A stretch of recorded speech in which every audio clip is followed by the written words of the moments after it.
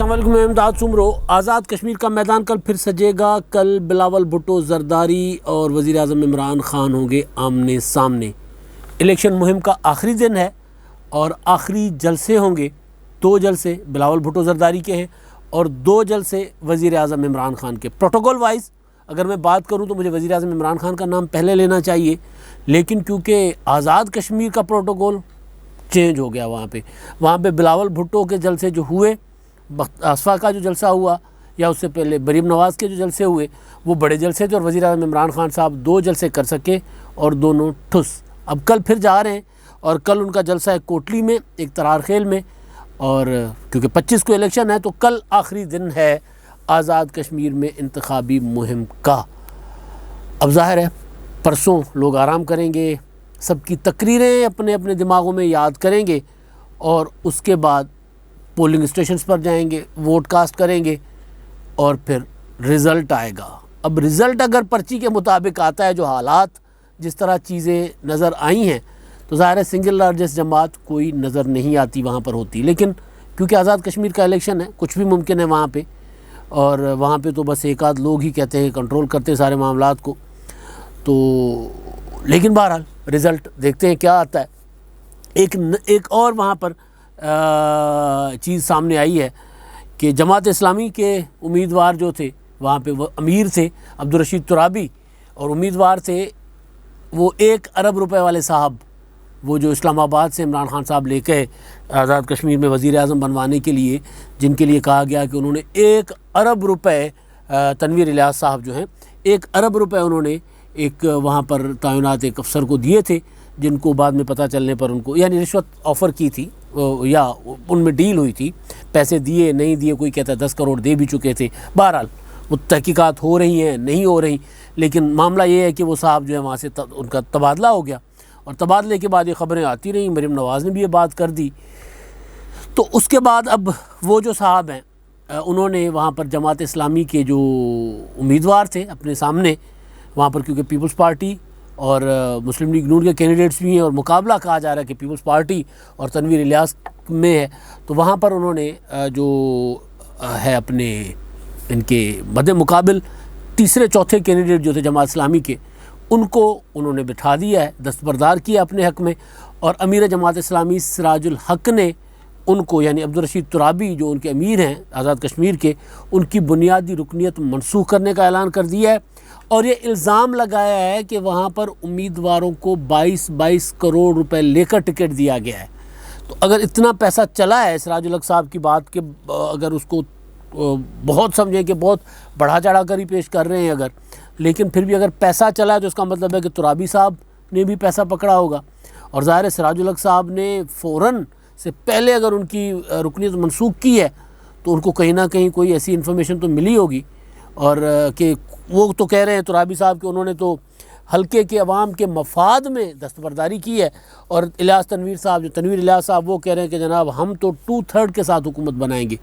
अब ज़ाहिर है अगर 22 करोड़ रुपए वाले कैंडिडेट, अगर सिराजुल हक़ साहब की बात ठीक मान ली जाए, या वो इल्ज़ाम जो तनवीर इलियास साहब पर लगा है कि उन्होंने सिर्फ 1 अरब रुपए तो उन्होंने लगाया है वज़ीर आज़म बनने के लिए, और वो सिर्फ एक अफसर को लगाया, उधर इमरान ख़ान साहब को क्या दिया होगा। मरीम नवाज़ ने सवाल उठाया कि जी फिर सोचें वज़ीर आज़म इमरान ख़ान साहब को क्या दिया होगा।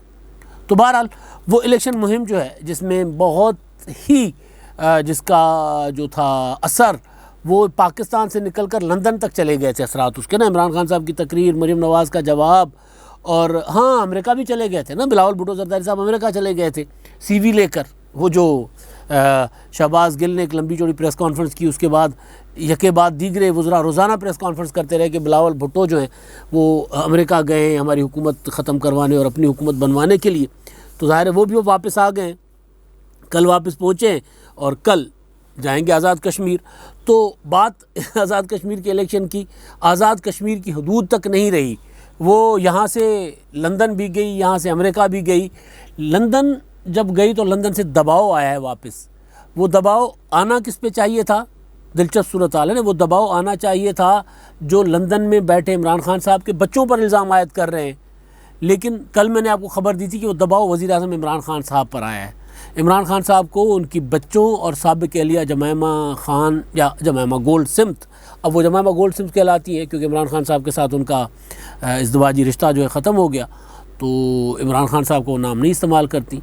वैसे इमरान खान साहब तहरीक इंसाफ वालों को इससे ज़्यादा परेशानी होती है कि जी मरियम अपने साथ सफदर क्यों नहीं लिखती, बिलावल भुट्टो अपने साथ बिलावल जरदारी डायरेक्ट क्यों नहीं लिखते, पहले भुट्टो बीच में क्यों लगाते, तो ये उनको उनका एक मसला है।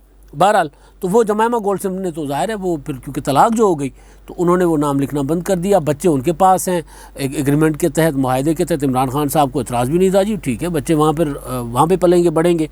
तो जो भी उनके पीछे सियासी चीज़ें थी, क्योंकि खान साहब की जो सियासी तरबियत जिन हाथों में हुई थी, उन्होंने खान साहब को ये कहा था कि भाई आपने अगर पाकिस्तान में सियासत करनी है तो फिर आपको ये वाले रिश्ते इस तरह चला नहीं सकते यहाँ पर, जिसका जमैमा गोल्ड सिमत ने पिछले दिनों जो मरीम नवाज़ साहिबा के ट्विटर अपना तकरीर के जवाब में, जिसमें मरीम ने कहा था कि इमरान खान ये तो जुनैद सफदर नवाज़ शरीफ के नवासे हैं, आपके बच्चे गोल्ड सिमत के नवासे नहीं हैं और आपके बच्चे यहूदियों की गोद में पल रहे हैं। तो ये ज़ाहिर है एक नामुनासिब सी बात तो थी, लेकिन बहरहाल वो मामला जो था कि ये वाला इसके जवाब में जमैमा ने कहा था कि जी ये हमें जब से शादी की, जब से पाकिस्तान गई, तब से मुझे ये वाला रवैया बर्दाश्त करना पड़ा और फाइनली फिर मैं बच्चों को लेकर वापस आ गई, क्योंकि घर के बाहर मुजाहरे तक होते रहे और आज तक ये मजहबी नफ़रत का मुझे निशाना बनाया जा रहा है। मजहबी नफ़रत का निशाना नहीं बनाया जाना चाहिए किसी को।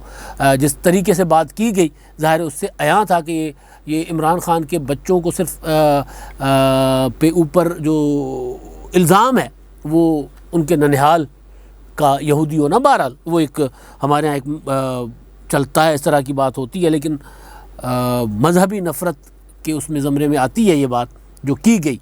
तो उसमें बहरहाल अब वो मामला लंदन में जब गया, ये वाली बात गई, तो फिर मैंने कल आपको गुजारिश की थी कि इमरान खान साहब पर लंदन से जमैमा गोल्ड सिमत और उनके बच्चों ने कहा कि भई आप अगर सियासत करते तो अब तो हमें बख्श देना, आप अपनी सियासत वहाँ करें। आप ऐसे ऐसे मामला उठा देते हैं कि उसके हमारे ऊपर आते हैं और हम जिस सोसाइटी में रहते हैं, इस सोसाइटी में सारी चीज़ों को बुरा समझा जाता है। तो लिहाजा आपकी मेहरबानी, आप अपनी सियासत पाकिस्तान में बैठ कर करें। आपकी सियासत के चक्कर में हम लंदन आ गए थे, लंदन तक आपकी सियासत हमारा पीछा नहीं छोड़ रही, तो हमारे हाथ जुड़े। देखें भाई आप आपके सियासत की वजह से हमारे ऊपर उसके छींटे ना पड़े। ये इमरान खान साहब को लंदन से दबाव आया। अब कल की तकरीर, जिस वजह से मैंने ये आज टॉपिक लिया था, कल की तकरीर इमरान खान साहब की इम्पॉर्टेंट होगी कि खान साहब कल ज़्यादा रद्द अमल देंगे मरीम नवाज़ साहिबा की, क्योंकि मरीम नवाज़ साहिबा के उस हमले के बाद कि आपके बच्चे यहूदियों की गोद में पल रहे हैं, उसके बाद इमरान खान साहब क्योंकि उनका जलसा था मुजफ्फराबाद में, बारिश की नज़र हो गया, बारिश हो गई और जलसा नहीं हो सका था, तो उसके बाद अब कल उनके जलसे हैं। तो उन जलसों में इमरान खान साहब क्या मौक़िफ़ अख्तियार करेंगे, कितना शदीद रद्द अमल देंगे। लंदन से एक इमरान खान साहब पर प्रेशर आया है, एक लंदन से इमरान खान साहब पर दूसरा प्रेशर, यानी ये प्रेशर आया उनको अपनी साबका फैमिली, अपनी साबका एहलिया और बच्चे तो हमेशा बच्चे ही होते हैं, वो साबका तो नहीं होते, और अपने बच्चों की तरफ से।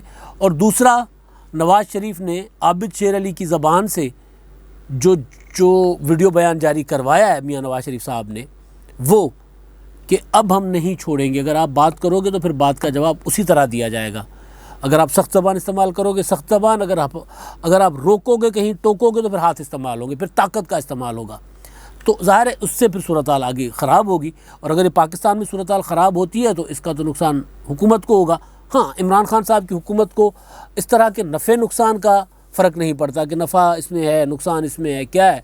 तो बहरहाल कल की इमरान खान साहब की तकरीर जो होगी दोनों, वो अहम होंगी पुरानी। मैं ये नहीं कह रहा कि उसमें कोई नई चीज़ होगी। 22 साल वाली तकरीर, 22 साल वाला रिकॉर्ड, वही बटन दब जाएगा, कोई एक आधी चीज़ नई एक आधी चीज़ इस तरह आ जाएगी, कश्मीर के हवाले से कोई बात कर लेंगे। लेकिन आपको याद होगा कि जब कश्मीर 2019 में जब मोदी ने हड़प कर लिया था, तो तब से इमरान खान साहब ने एक जुमला बनाया था कि मैं कश्मीर का सफ़ीर बनूंगा। वो आज भी कह रहे हैं, सफारतकारी करने के लिए कहीं नहीं गए। अब कश्मीर का सफ़ीर बनने के लिए एजे के जाने की ज़रूरत नहीं है, मतलब वहाँ जाकर तकरीर करने की ज़रूरत नहीं है। उसके लिए फिर इंटरनेशनली आपको दौरे करने पड़ते हैं, मूव करना पड़ता है।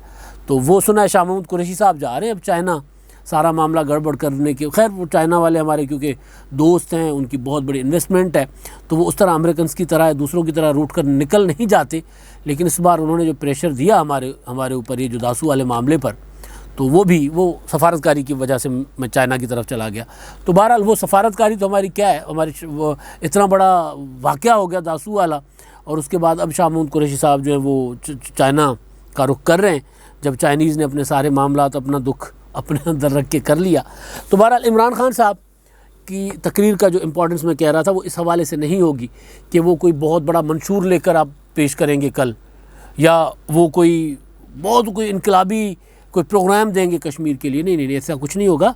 ये तकरीर मैं इम्पोर्टेंट इसलिए कह रहा हूँ कि या तो इमरान खान साहब मरीम नवाज़ शरीफ के बच्चों, नवाज़ शरीफ की ज़ात पर तनकीद, मरीम पर तनकीद, इस तरह की तनकीद तो शायद हो, लेकिन इमरान खान साहब उनके बच्चों की, वो जो कहते हैं ना, वो जो पोलो खेलते हैं, ये करते हैं, वो करते हैं, उस तरफ जाते हैं या नहीं जाते। जाएंगे तो बहुत शदीद जाएंगे, फिर जवाब देंगे तो फिर तगड़ा देंगे, क्योंकि मरीम नवाज़ ने जो कहा ना, जो कि वो फिर जितनी गिरी हुई बात करोगे उससे बड़ा जवाब पाओगे, तो वो दिया मरीम नवाज़ साहिबा ने। तो अब इमरान खान साहब और कितना नीचे जाएंगे, ये होगा कल इम्पोर्टेंस है इस चीज़ की। बिलावल भुट्टो ज़रदारी के जलसे उनके तो वही जो जिस तरह उन्होंने पहले तकरीरें की हैं उसी तरह की तकरीर होगी। ज़ाहिर आखिरी तकरीरें ज़रा ज़्यादा और कुछ वक्फे के बाद हैं तो ज़्यादा तगड़ी होंगी, और अमेरिका से वापस होकर आ रहे हैं तो और ज़्यादा तगड़ी होंगी। लेकिन इमरान खान साहब की तकरीर होगी इम्पॉर्टेंट, और नतीजा आज़ाद कश्मीर के इलेक्शन का। फिर मैंने इस पर काम किया, हमारे एक दोस्त होकर आए हैं वहाँ से, उनका ख्याल है कि PTI वहाँ पर ज़रा बेहतर पोजीशन में है, लेकिन आज़ाद कश्मीर के सहाफ़ियों का ख्याल है कि नहीं, PTI तीसरे नंबर पर है या दूसरे नंबर पर है। तो बहरहाल जो भी है, 33 नशस्तें जो आज़ाद कश्मीर की हैं उसके मुतालिक जो नई जो ज़ाहिर डे टू डे चीज़ें चल रही होती हैं, शहबाज गिल साहब तो ये कह रहे हैं कि पीपल्स पार्टी के 8 और मुस्लिम लीग नून के टोटल 12 कैंडिडेट्स में से 2 कैंडिडेट्स जो हैं वो हमसे राब्ते में। ये तो एवं भड़की वो है ना, वो एवं क्या होती है, वो एवं झूठा दावा, वो जो अपना मुसलसल ये कह रहे हैं अपना फवाद चौधरी साहब भी कि पीपल्स पार्टी के 8 कैंडिडेट हैं। तो बहरहाल 8 से ज़्यादा तो वो जलसे कर चुके, अगर कैंडिडेट 8 होते तो जगह जगह क्यों मारे फिर रहे होते। बहरहाल तो वो जो चीज़ सामने आ रही है वो ये है कि जो 33 नशस्तों में से ये तीनों जमातें 19-20 के फ़र्क से बराबर आएंगी। नंबर 1 कौन आता है, नंबर 2 कौन आता है, फ़ैसला फिर वही जो मैंने पहले दिन कहा था, फ़ैसला करेंगी पंजाब की नशस्तें। 12 में से जो 9 नशस्तें पंजाब में हैं वो नशस्तें फ़ैसला करेंगी कि भाई कहाँ क्या होगा, किस तरफ जाएगा मामला, इलेक्शन कौन वहाँ पर हुकूमत बनाएगा। और ज़ाहिर है अब अगर 22 करोड़, सिराजुल हक साहब की बात ठीक है कि 22 करोड़ रुपए लगाए जा रहे हैं, तो फिर और वैसे भी वो तनवीर इलियास साहब सवाल तो बिल्कुल ठीक था कि भाई रिश्वत लेने का जिस पर इल्ज़ाम था उसको हटा दिया गया है, जिसने रिश्वत दी है वो इलेक्शन लड़ रहा है। ज़ाहिर है वो उनको वज़ीर आज़म बनाना है तो उनको तो इलेक्शन लड़ाना ही है, तो वो लड़ाने की कोशिश कर रहे हैं। अच्छा जी, अब आखिर में जो हमारे मेहरबान अपनी आरा से आगाह करते हैं उनमें एक बड़ा दिलचस्प कमेंट है। नजम सुखेरा साहब हैं जी, वो ये कह रहे हैं कि अब वो दौर नहीं रहा कि कोई एक गाल पर थप्पड़ मारे तो दूसरा गाल आगे कर दो, इसको अब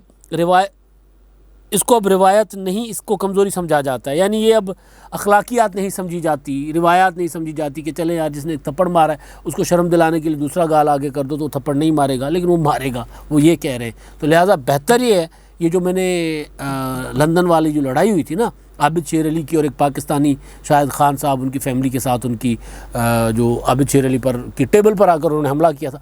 खाना खाने वाले से वैसे बात करें, अगर आप बाहर वो बंदा खाने में मगन हो तो हमला ही होता है।